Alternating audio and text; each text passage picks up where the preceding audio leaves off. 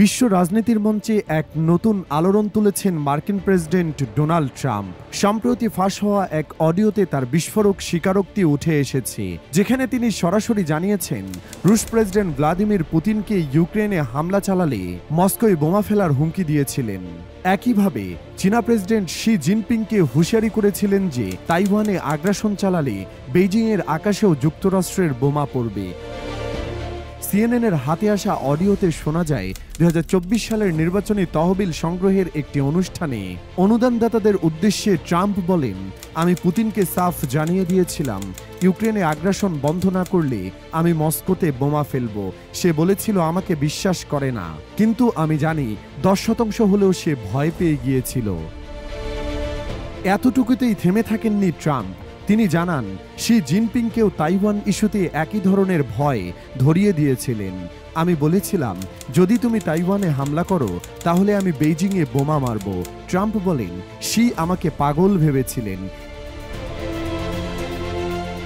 এই অডিও ক্লিপগুলো সংগ্রহ করেছেন জোশ ডসি, টাইলার পিজার এবং আইজাক আর্নডরফ নামের 3 সাংবাদিক। তাদের আসন্ন বই 2024-এ এসব কাহিনীর আরও বিস্তৃত বিবরণ রয়েছে।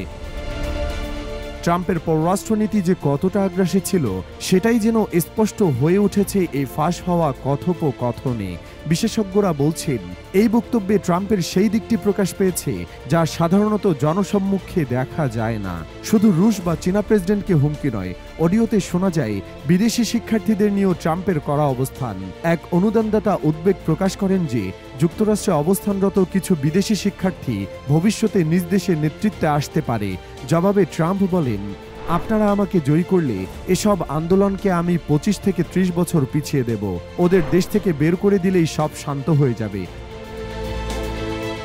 ট্রাম্প দাবি করেন তার নেতৃত্বে থাকলে ইউক্রেন যুদ্ধ এবং গাজা সংকট দুটি রোধ করা সম্ভব হতো, যদিও বাস্তবে তিনি প্রেসিডেন্ট থাকাকালীন এমন কোনো বড় যুদ্ধ বন্ধ করতে পারেননি। আরও একটি তহবিল সভায় তিনি ক্ষোভ প্রকাশ করে বলেন, রিপাবলিকানদের তহবিল সংগ্রহে সমস্যা আছে, কারণ রাষ্ট্রের সুবিধাভোগীরা সবসময় ডেমোক্র্যাটিকদের পক্ষে ভোট দেয়।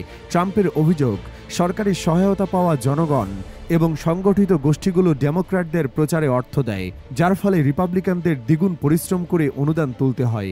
ইহুদি সমর্থকদের উদ্দেশ্যে ট্রাম্পের বার্তা ছিল, আমার ইহুদি বন্ধুদের বলবো, ইহুদি ভোটারদের রিপাবলিকানদের পক্ষে উদ্বুদ্ধ করুন। এই অডিও ফাঁসের পর ট্রাম্পের মন্তব্যগুলো মার্কিন ও আন্তর্জাতিক রাজনীতিতে নতুন বিতর্কের জন্ম দিয়েছে।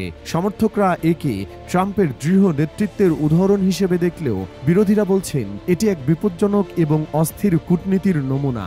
সময় বলবে এই স্বীকারোক্তিগুলোর রাজনৈতিক প্রভাব কতটা বিস্তৃত হবে।